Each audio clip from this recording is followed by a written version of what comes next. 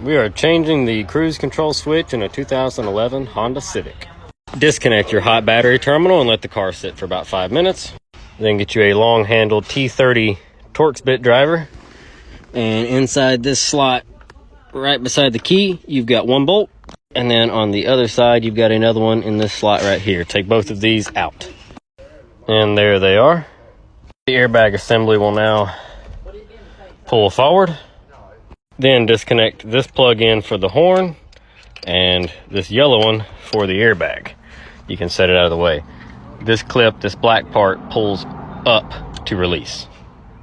Now we're going to remove that Phillips head and this Phillips head screw. Turn your steering wheel to the left. You got a screw that goes in right here. Let's remove it. And then you got the other one right here. We've got it out. We're going to turn the wheel all the way upside down. And you've got two more right here in the bottom of the steering wheel. Now rotate the wheel back up to the right and through this other hole right here. We're going to get this bolt out.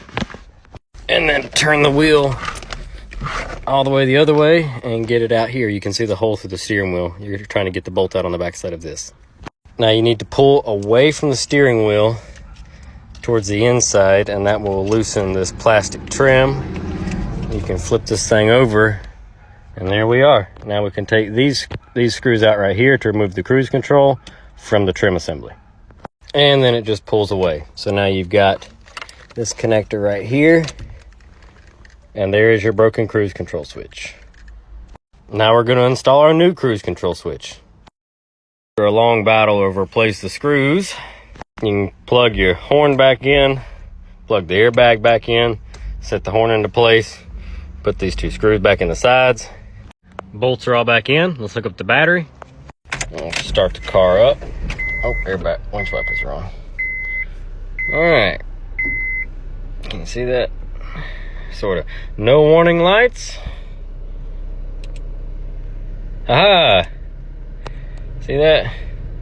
Cruise on, off, on, off. Perfect. Let's go see it on the road. Almost forgot to check. Horn still works. In most cars, cruise control will work anything over 25 miles an hour. So let's turn it on and let's hit set. There we go. Feet are off. We're cruising. It worked. All right, on to the next one. Do you own a Ford or Mercury product and your steering wheel controls look like this? Let's fix that. Go to Amazon, type in cruise control switches. This one is a company called Basiker. Anyway, here you go. New steering wheel controls. I don't know if that's an actual part number or not. But anyway, we're going to change these bad boys out, make the whole interior of this thing look a little bit nicer. Step 1, disconnect your battery terminal. And tuck it out of the way. Now inside the car, take a flathead, a pick, a pry bar, a pair of needle nose screwdriver, fingernail clippers, whatever you got, and we're just gonna pop that cover off, revealing a 5/16 or an 8mm bolt. There is one on each side. Now I'm gonna use an 8mm on an impact gun. Ta-da! These bolts usually aren't very tight, so if you don't have an impact gun, you can use a ratchet. I'm just using the tools I have available. All right, and then your airbag and your horn fall straight down. Now, listen, don't let airbags scare you.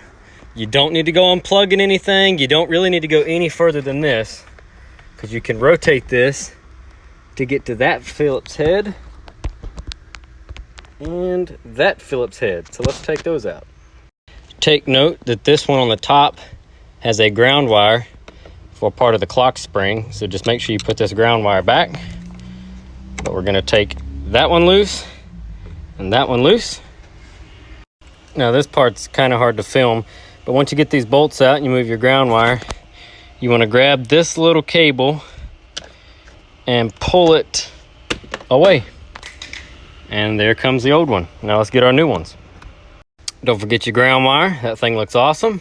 Let's do the other side. Now we just set the airbag back into place.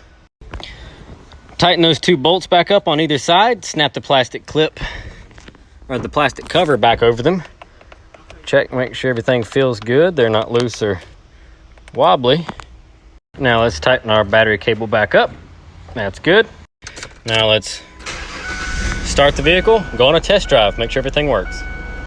Get her up to about 40 miles an hour. We're gonna press the on button and set acceleration. Speed control light comes on. Look at that.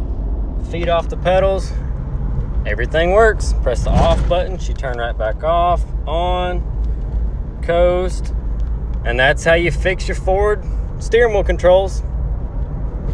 Much nicer.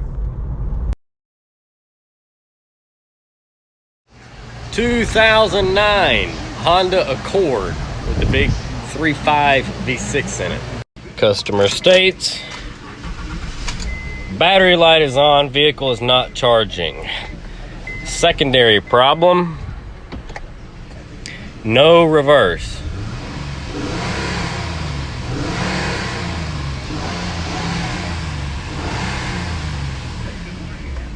See if we can't figure this out.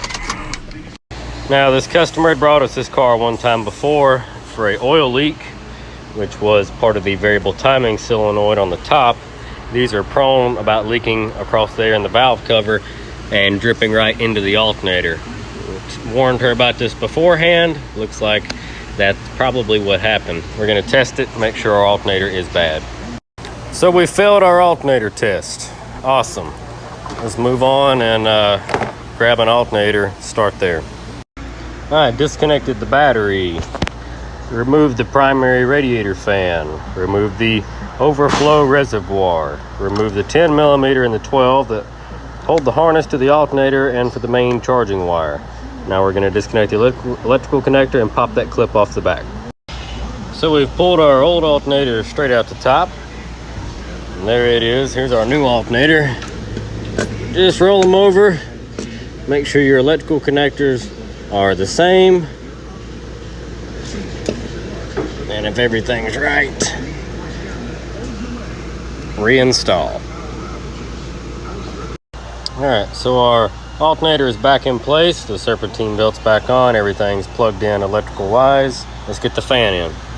All right, everything is buttoned back up under the hood. I've got a jump box on the battery. Let's fire this thing up, see if it charges.